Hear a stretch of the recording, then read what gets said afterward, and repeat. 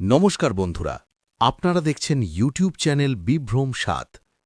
আজ আমি আপনাদের এমন এক সত্য ঘটনার কথা শোনাব যা কেবল ভারত নয়, পুরো বিশ্বকে চমকে দিয়েছিল। ২০১৮ সালের ১লা জুলাই, দিল্লির বুড়ারি এলাকা। এক রবিবারের সকালে যখন সবাই ছুটির মেজাজে থাকার কথা, তখন একটি বাড়ির দরজা খুলে যা দেখা গেল তা দেখার জন্য কেউই প্রস্তুত ছিল না।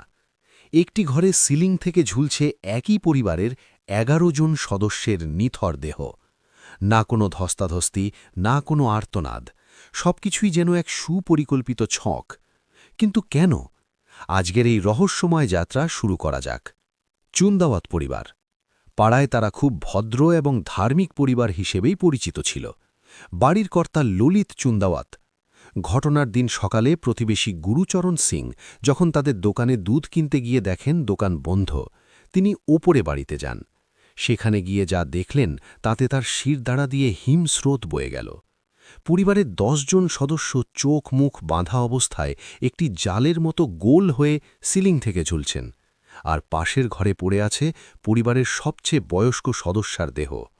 পুলিশ যখন তদন্তে নামল, তারা পেল অদ্ভুত কিছু তথ্য।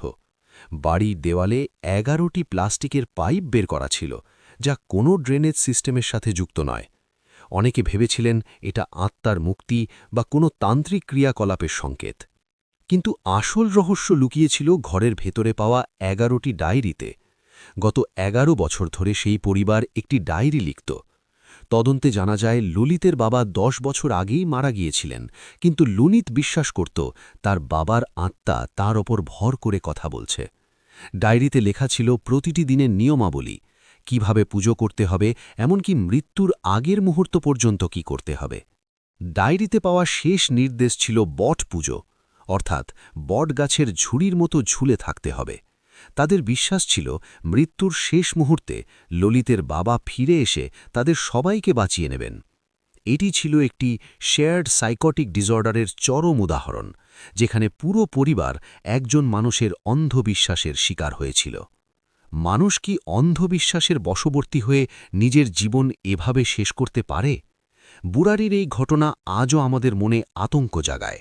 সমাজ এবং বিজ্ঞান একে মানসিক রোগ বললেও সেই বাড়ির ১১টি পাইপ আর ১১টি ডায়েরি আজও এক বড় প্রশ্নচিহ্ন রেখে গেছে।